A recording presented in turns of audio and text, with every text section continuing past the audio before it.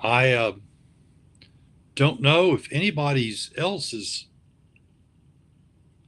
loaded in here. I thought somebody was just messaging me on my phone. I was hoping that we get about three or four people at least. Um, so please keep these in mind. There is a way that's not like Zoom where you can, kind of come in and ask questions online, but you can type in comments and I will try to answer those. I was going to do that today, but I do have two things that I want to cover. So uh, let me get started on that. And then if people join us, I'll answer questions. Oh, hi, it's Tom. There's Tom. Okay, so a couple of things I do want to cover. I want to provide some wrap up for the grade crossing videos I added a little over a month ago. There were three 1 minute videos, and I showed you a grade crossing or a railroad crossing. I found out you can say either one, really. Transportation professionals tend to say grade crossing, but drivers, civilians like us, say uh, railroad crossing. But I showed one in Johnson on Main Street that needed work, and uh, then I showed another one on Caudle Street in Springdale that had been closed. And then I showed a third one also in Springdale on Maple Street that had been reworked and rebuilt.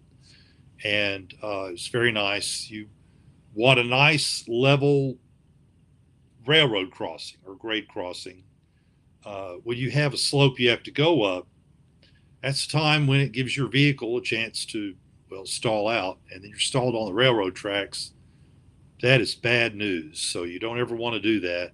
If you ever find yourself on railroad tracks, either because you've stopped on them, not thinking about it, or your car or truck is stalled, you need to get off as soon as possible. And if you can't move your car, get you and everybody out of the vehicle as soon as possible. Call for help and get someone to help you get that vehicle moved. This is so important. And I'll get back to that in a minute. So, anyway, we had those three videos, and it's really important to know that the reason uh, you we are able to do this is because of the Investment in Infrastructure and Jobs Act, also known as the Bipartisan Infrastructure Bill. Uh, as activists, it's really important that we know these kinds of things uh, because we need to be able to speak knowledgeably, especially if we're talking to other citizens or elected officials, and we say, we want more of this. Well, where's the money coming from? Well, the money's there. We just need to be able to spend it. So there are three reasons to participate in this, and it's called the Grade Crossing Elimination Program, also railroad crossing. And the reason we want to do it, first of all, is save lives. Uh, Humans can do some really dumb things, and mechanical failure is going to be rare, but many times I see people just stopping on railroad tracks because they do. Also, people see the bars coming down, and they decide they're going to try to beat the train, and then they don't, and that is a tragedy. So we want to save lives, and if doing all of this saves lives, it is worth it. That is the number one reason we would do this. There's another reason, though, and that is it takes that capital, that money from the bipartisan infrastructure bill and the grade crossing elimination program. It puts that money to work in our community, creates high paying jobs. Railroad work is different from highway work in that you employ more skilled labor. So you have skilled welders and you have electricians, and at the very minimum, they're making 60 to 80, even $100,000 a year. And that money being put to work in our community, allows people to pay bills. They keep shoes on their kids' feet, and that puts other people to work. It creates a ripple effect. So this is a um, very important reason to do this. Save lives, number one, but two, you're creating jobs. The third is if you're saving lives, you're reducing costs such as liability insurance. Railroad companies have to carry that too. And if you eliminate a certain number of railroad crossings and you kind of funnel traffic to one area, then you have a really nice built up railroad crossing. It's nice and level. You have new signal equipment. Ideally, instead of the crossbars coming down, you have a sliding gate that comes across and creates a real barrier to people trying to beat the train. So if you do that, you'll reduce liability insurance, which reduces costs, which can be passed on to customers, which reduces freight costs. That's all great. So those are all reasons to do that. Now, I do want to mention another thing that I think is very, very important issue that this brings up, and that is to vote down ballot. Now, we're not going to tell you who to vote for or which party, but as you know, we will endorse certain policies. And so you want to vote for local elected officials who will take this money from these programs, and they're the ones who put it to work in the community. And we have to support them. And I meant to ask Keaton Smith about this before I'm going to do it, but I'm going to go ahead and mention him because it's out in the public. He was running for school board in Fayetteville. And he worked with the Fayetteville School Board to convert Fayetteville Public Schools to solar power. Now, they're also going to do a research on using battery electric buses to move our school children. Now, the one thing I've learned about battery electric buses for transportation is that the manufacturers haven't gone into the care that, say, Tesla or Toyota or Porsche. Porsche has an all-electric vehicle that it's one of the fastest accelerating vehicles in the world. So that's fantastic. But they haven't put that into the buses the way that car manufacturers have. So, you get a Ford Lightning, you get about a 340 mile duration there before you have to stop and recharge. So that's pretty good. I mean, that if you had your fuel tanks and the way F-150s burn up gas, it would be about 350, 400 miles you could make it before you had to stop and refuel. So that's not bad, but it's not so with buses. Battery electric transit buses go about 100 miles before they need to be recharged. But I heard from Keaton, talking to him in public, of course, that the longest route for the Fayetteville Public Schools is about 45. So you have solar powered buildings, you have battery electric buses. The driver goes out in the morning, picks up students, comes in for the midday, plugs in the vehicle, and it's recharging off solar power. Battery electric buses also have greatly reduced maintenance. You don't have to change oil or flush out the radiator and all of that. You still have tires and brakes and air conditioning and heating components that need to be seen after. But all the engine and the powertrain, all that's replaced by electric motors that have about 40 working parts. And so you end up saving a lot of money. You'll save tons of money on fuel for sure. So once they start using battery electric buses, and I hope they do, the Fayetteville Public Schools, that is, they will see such great savings that will reinforce using that program. And over the life cycles of their bus fleet, they'll eventually replace all of them. That is a tremendous cut in carbon emissions. Also, big savings for the school district. That's money that can be put into raises for teachers and other employees, uh, new programs for students. It's just so many good things.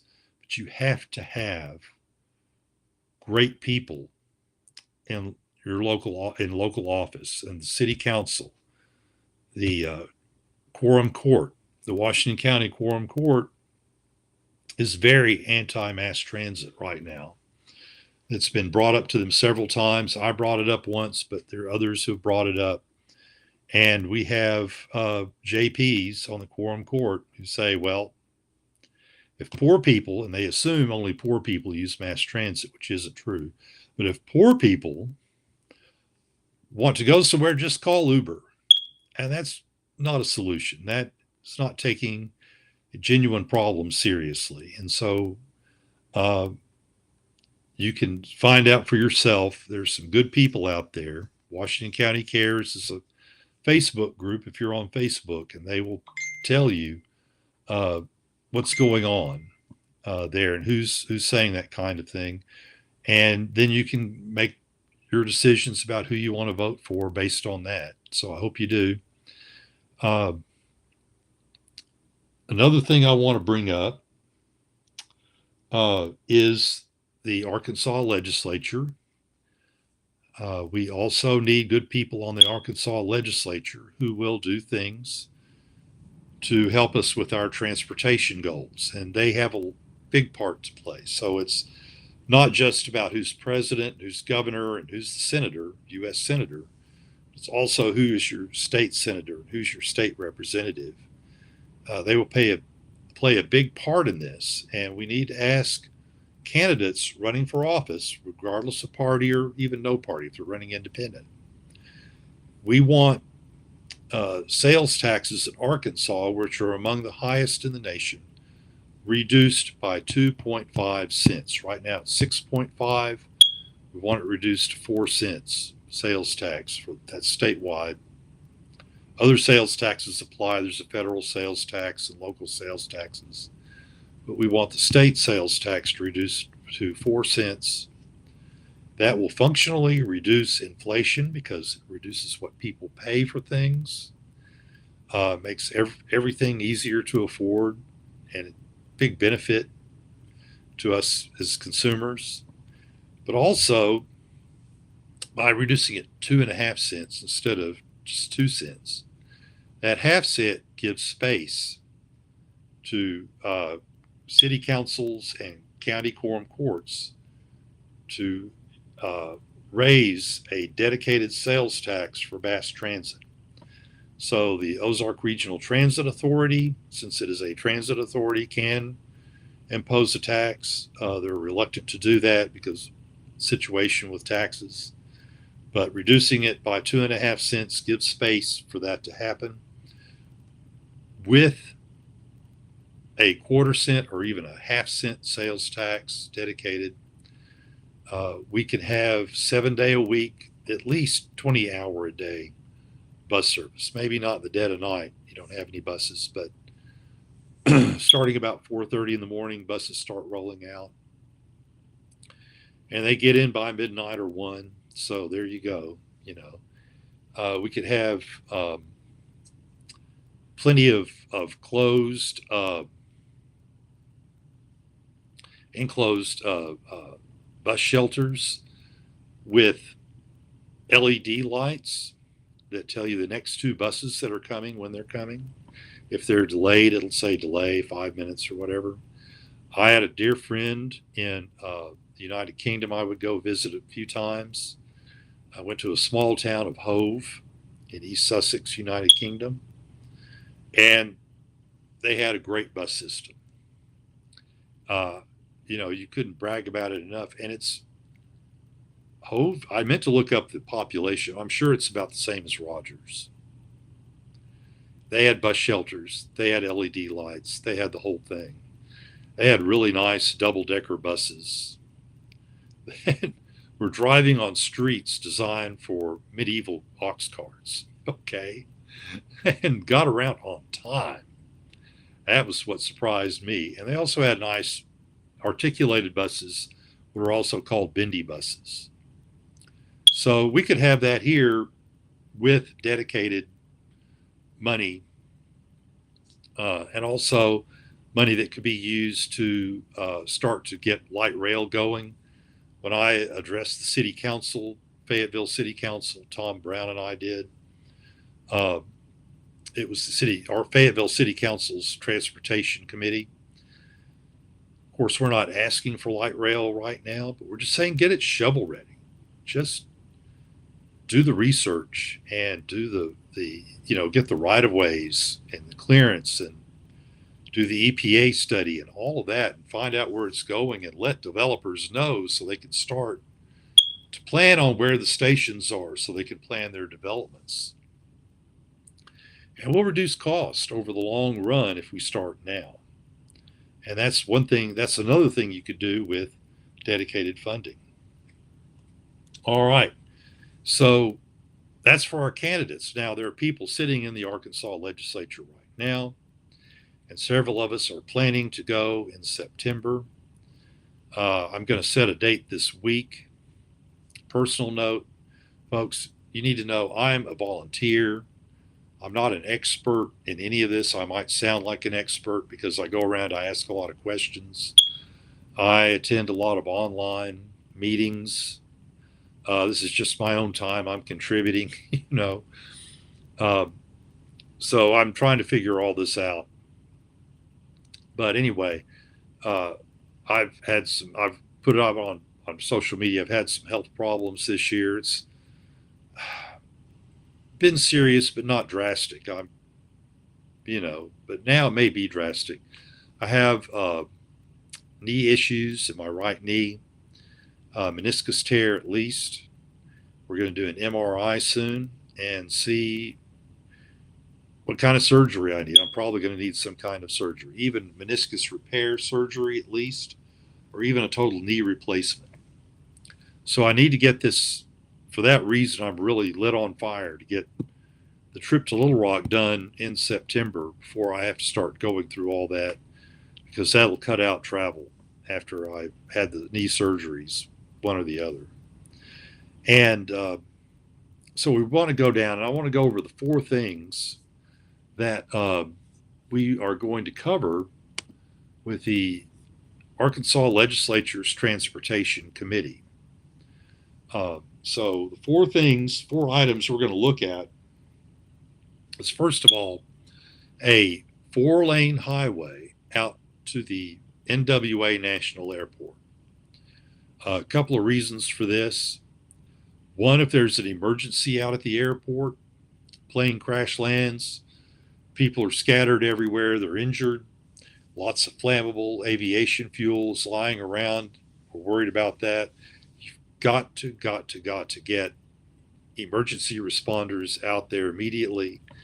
And you ain't going to do that on Highway 112. I'm going to tell you right now, you're going to get stuck. The other reason, that's saving lives too.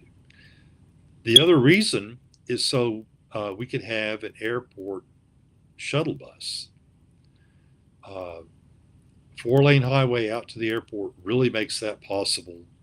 Once again, you get out there on some of those twisty, narrow country roads, and if the shuttle bus gets behind the aforementioned school bus, it's stopping every 700 feet. A busload of people aren't going to make it to the airport on time. So really need that. And shuttle buses to the airport help build the case for mass transit to the general public. They may not see a need. Oh, we got cars, we got all this.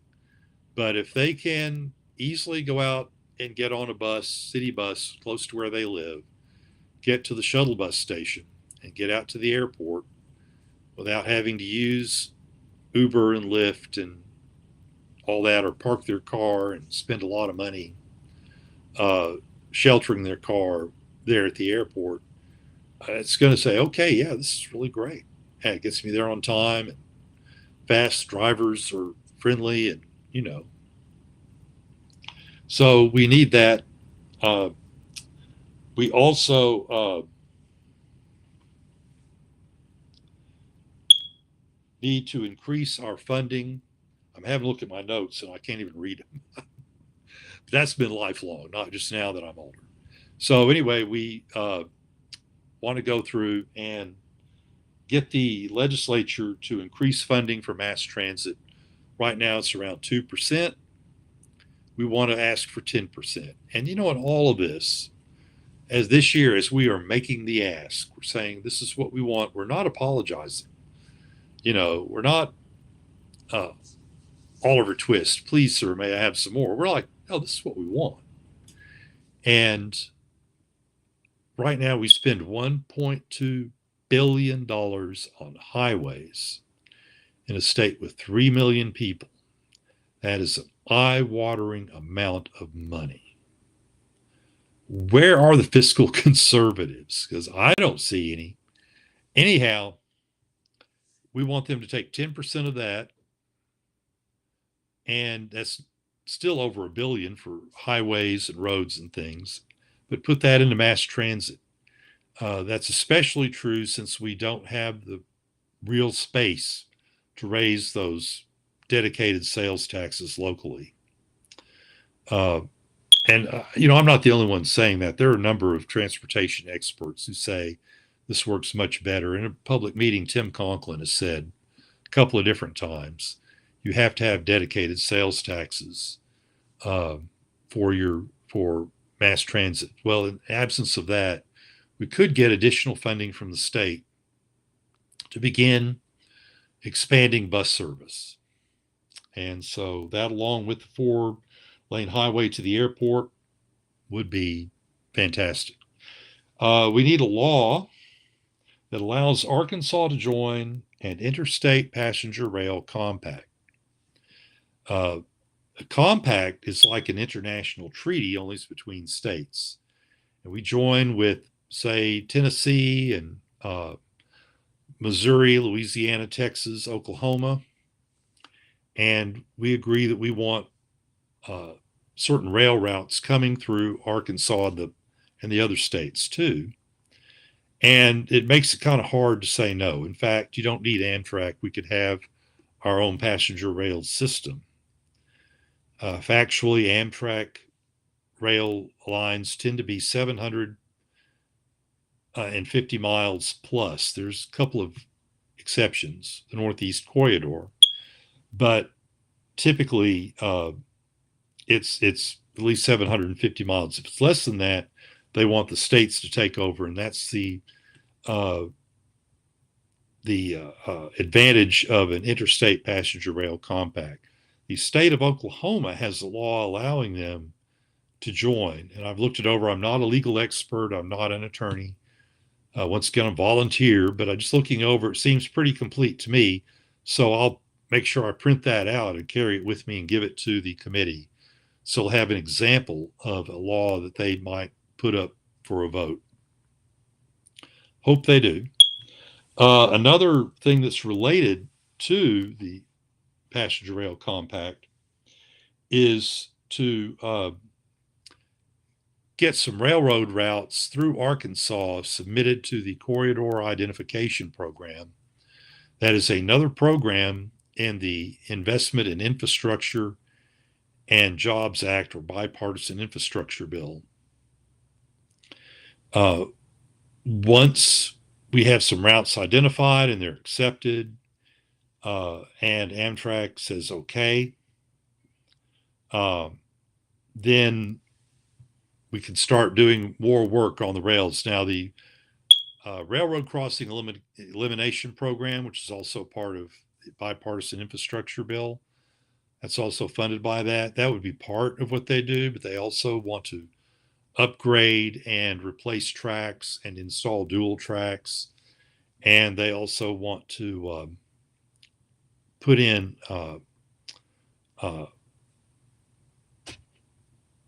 and the word just ran right out of my head, but it's like air traffic control for railroads. They can see everything that's going on the track. If there is a stuck vehicle, the dispatcher can call emergency responders to go and get the vehicle off the track well before the train gets there. Positive train control. So we want to start investing in all that. cost a lot of money, but once again, it's not just the money that's being spent. And we've got to retrain ourselves on that. It's the economic impact of putting all those people to work. It's the economic impact of the benefit of having regular, frequent passenger rail coming through our area that takes us places. A friend of mine has found a couple of science fiction conventions up in Kansas City, Missouri, and a couple of film festivals, and I would love to go. I'd love to go see the Chiefs play and the Kansas City Royals. Taking a train up there after I've been driving. I'm a professional driver, so I'm driving all the time. Being able to sit back on a train and relax, and I've been on a number of Amtrak trains. Very comfortable, plenty of leg room. You just sit back and just chill, and can't beat it. Also, if we want to have high-speed rail, like 186 mile per hour high-speed rail, we need the legislature and the RDOT to put that into the corridor identification program. And that sets us up to get federal money to begin building this. Plus, that 10% that they're taking, a portion of that can start to go towards getting that plan, getting all the new routes planned and everything. The advantage of having Amtrak is that if Amtrak is coming through Northwest Arkansas, they're going to be using A&M Railroad's rail line. And according to the federal law, they have to allow it. A&M has to allow Amtrak to come in, and they have to host them. Now, if we have an interstate passenger rail compact, A&M's private business, it's their property, they don't have to. And so we need to think about that. So there's some differences and things to work out, but that's okay. Let's talk about it. We know where the money's coming from. These are identifiable programs. We can talk about them. And we're also talking about the advantages to spending the money, not just dreadfulness that money's being spent. So that is that. And with that, I just wonder if anyone has any questions. If anybody else is listening besides Tom, or if Tom is, he can type in a question. You can also, and we'll talk about it, try to figure it out. I put a lot of information out, so some of that might not be clear.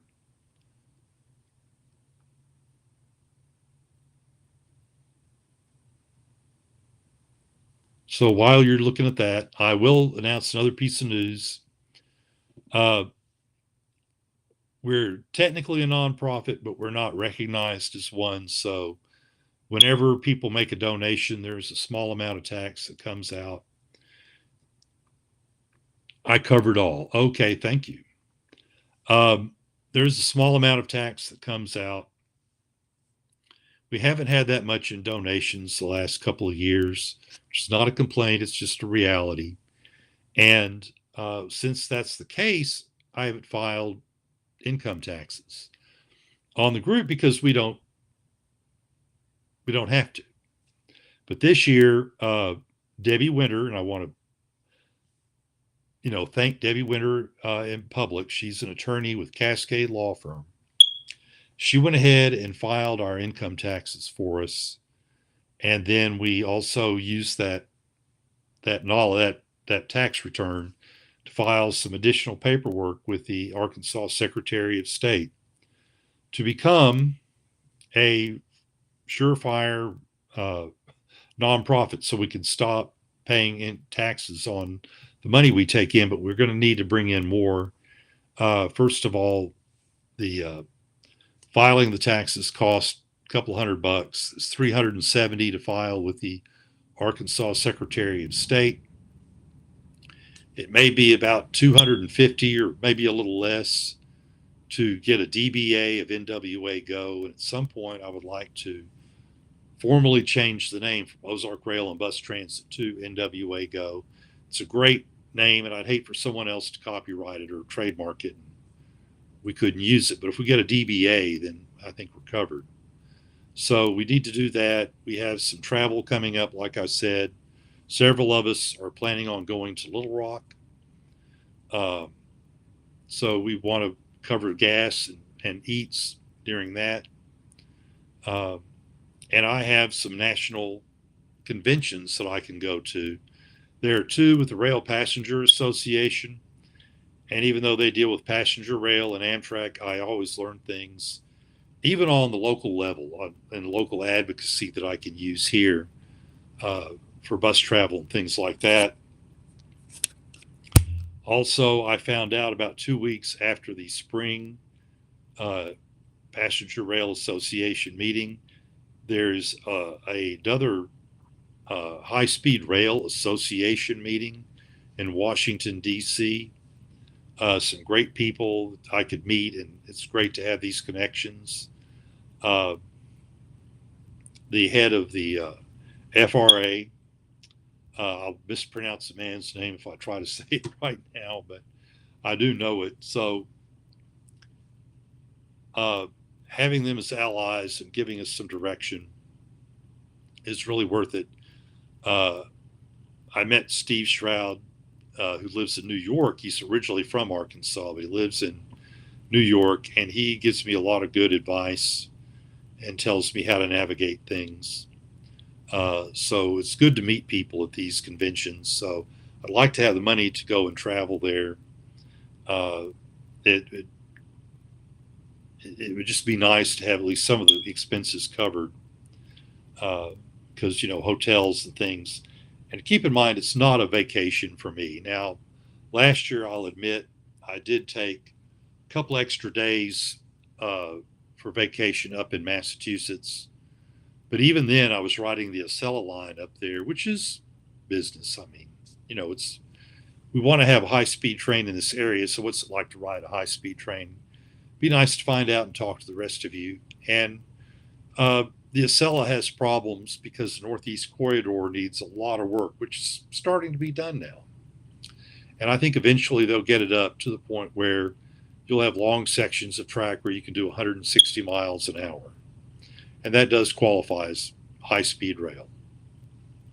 Uh, so uh, those are all things we need. Plus, we have the Restream technology we're buying once a month, and we have the annual expense of renewing our website information and everything, the domain name, and uh, renting the website space, and all the help that uh, WordPress gives. But I want to migrate everything over to another service, maybe I don't know, Squared Space or something, or Wix is another possibility. Um, Having a good looking website is part of attracting people, and I think we do. I want to thank Isaac for coming up with all that, helping. So I want to thank everybody who has contributed. I know Mary Chapin has, and Tom Brown, and Jane Ann Lloyd, and uh, Keaton Smith, and so many other people I will forget. And some people actually know us on YouTube. They're not on Facebook. They don't, I don't think, go to the web page, but they found us on YouTube, and so they're contributing too, which greatly appreciated. Anyway, if there's nothing else, yeah, on the web page I have a donation button here. Should be able to go to that, and you can donate $1, $5, 50, 100, whatever you want. You can do it annually, once, or monthly. And monthly really helps. $5 a month goes a long way.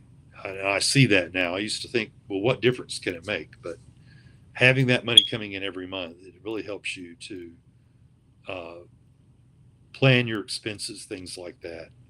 So, anyway, if you like our content and you agree with us and you want to hear more, uh, please hit the like button on this video, subscribe to our YouTube channel, Follow the link to our website. You can find us on Facebook at NWA Go. And I should have one on LinkedIn, but it's under my name. So I need to change that. I need to work on LinkedIn. And X, it used to be Twitter, now it's X. We'll put up something on X. And Meta has a similar service, and Instagram. We need to get all that expanded there because, there are people that will get on Instagram that don't use Twitter or X. We want to reach everyone we can in Northwest Arkansas, but other parts of the country and the world do follow us. So that's great. I'm kind of pleased with that. So if we get up to 1,000 members subscribing on YouTube, we'll start to get a small revenue stream from YouTube because of that, especially based on the people who view the video. So I'm going to keep this under 40 minutes. The shorter the video, the better, the more people will watch all of it. I want to thank everyone again, and please come back next month. We'll have some more information. Peace out.